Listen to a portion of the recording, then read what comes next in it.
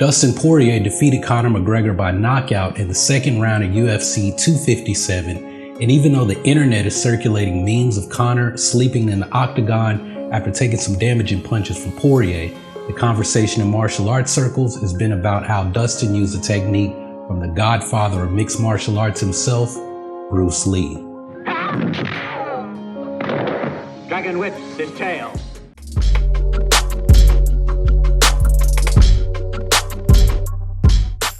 What's up, y'all? My name is Prince, and I'm on a journey to help people find harmony in their life through martial arts, mindfulness practices, and tapping into our own inner power. When we talk about martial artists who tap into their inner power, I don't think anyone exemplifies this more than combat sports athletes competing at the highest level of professional sports. We've talked about Bruce Lee in previous videos here, but in this video, I want to talk about Bruce Lee, the UFC, and how Dustin Poirier used a Bruce Lee technique to beat Conor McGregor in their last fight. So maybe you heard about this fight not long ago, but Dustin Poirier and Conor McGregor squared off in the Octagon at UFC 257 for a rematch. The first time they met up 7 years ago, Conor knocked out Poirier in the first round. From there, Conor built up this rep as the knockout guy. In his words, he made heads bounce off mats. There was the knockout in 13 seconds against Jose Aldo, and at this point, look, the rep just took off. People were saying Conor was the embodiment of Bruce Lee's teachings and Jeet Kune Do inside the Octagon. Remember the fight against Bob Wall in Enter the Dragon when Bruce Lee touches hands with Bob Wall and he immediately explodes and boom, punches him in the face? In the eyes of many people, Conor McGregor was a lot like that. At any moment, he would just unleash an explosive punch and knock somebody out. Well, that was all before he met someone else who had those hands in Nate Diaz, and before he stepped in the boxing ring with Floyd Mayweather, and before Khabib choked him out in the fourth round of their matchup. At the start of 2020, Conor pulled off an impressive victory in the first round against Cowboy Cerrone, using what some people considered an unconventional shoulder strike move. Now, I've said that's actually a move that's in most Tai Chi forms, but look, that'll have to be a topic for another video. The point is that some people felt like Conor might be on the come up after that fight, but then he started talking about possibly retiring from combat sports later in the year. With all the defeats and the time off, some people started to question if Conor still had that hunger to compete. Did he still have the fire of the dragon? Maybe Conor lost a bit of that aura he had as the notorious one, who many felt was the product of Bruce Lee's teachings.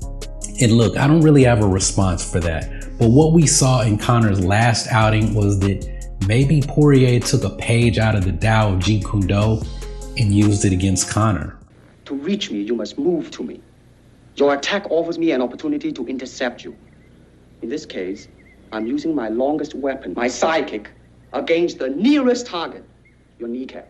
This can be compared to your left jab in boxing, except it's much more damaging. I see. One of the things that Bruce carried over from his Wing Chun background to Jeet Kune Do was the Jeet Tech, or the intercepting kick. Bruce's best friend and top student Dan Inosanto talked about how Bruce was inspired by the French kicking art savate, and how Bruce described them as like boxing with their feet. Jeet Kune Do practitioners consider this Jeet Tech a stop hit, or an obstruction where it's almost like the opponent's forward movement is met with this kick. Now, like I said, Jeet Tech is just a kick that's in Wing Chun, and kicks in Wing Chun are mostly delivered low because they're really supposed to intercept someone's forward momentum with your own, or they are actually a sweep or setting up a throw, because Wing Chun isn't really meant to be fought from a boxing or even a kickboxing range. It's really supposed to be fought at like almost grappler's range. The Jeet Tech, from what I learned in Wing Chun, wasn't really supposed to be thrown out there like a jab, like just to intercept the opponent's forward progress by giving them a bit of a reminder. It was more meant to stop their forward progress by taking out their leg. And I would like to think that Bruce favored this use of the technique in his personal expression of Jeet Kune Do when he performed the Jeet Tech.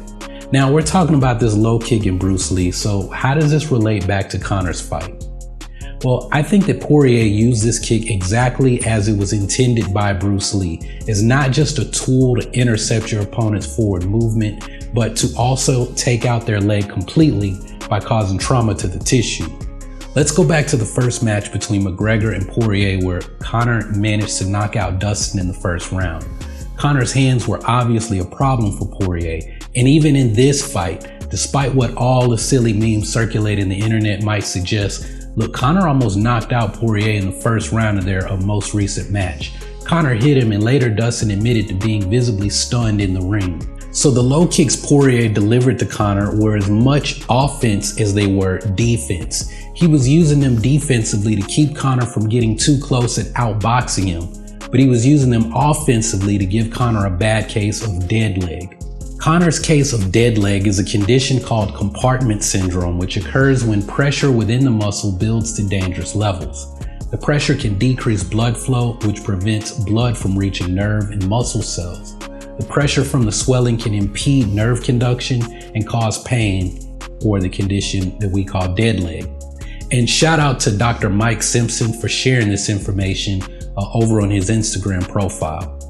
Now, like I said, Jeet Kune Do practitioners mostly use the concept of Jeet Tech as a defensive move to obstruct an opponent's forward progress. This technique comes from Wing Chun, and maybe Bruce mixed the idea with Savate because, like I said, in Wing Chun, there's no sideways stance.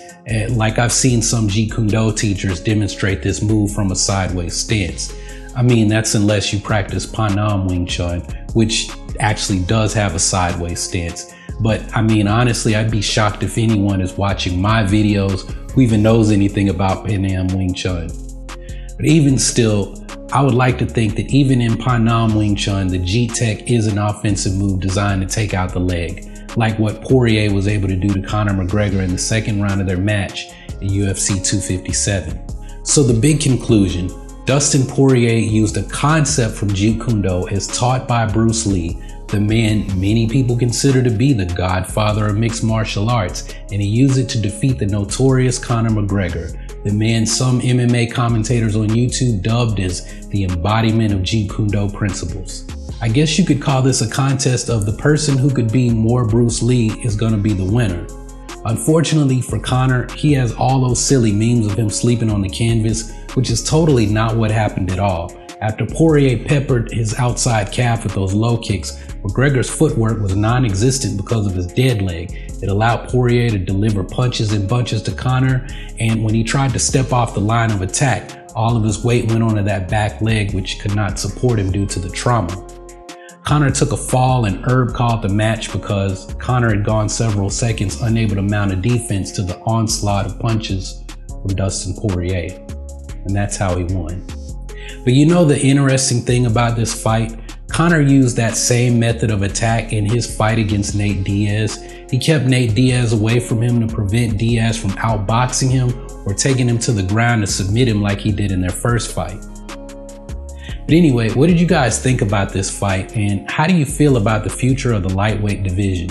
I mean, the odds makers were counting on McGregor's victory, which could set up a rematch between Conor and Khabib, but after Conor's loss, it really doesn't look like there's an opponent available to see if Khabib can retire with a 30-0 record. I mean, he's already beat Poirier, and he beat McGregor, and the number 2 contender, Justin Gaethje. So I don't really know what's left for him. Also, for all y'all OGs out there, what did y'all think about my first video talking about mixed martial arts? Even though I'm studying to teach internal martial arts and possibly open a school at some point, look, I'm very new to the sport, but I would really like to launch a new series to talk about the things that traditional martial artists can learn from MMA. Because believe it or not, the majority of the people studying martial arts aren't in MMA gyms, and they don't have an interest in competing in cage fights. But even still, there's something we can learn from combat sport athletes to apply to our own training. And I'd like to break it down and share it with y'all here on this channel. But okay, that's all I got for this one, so thanks for watching. Y'all keep on breathing, and I'll see you in the next video.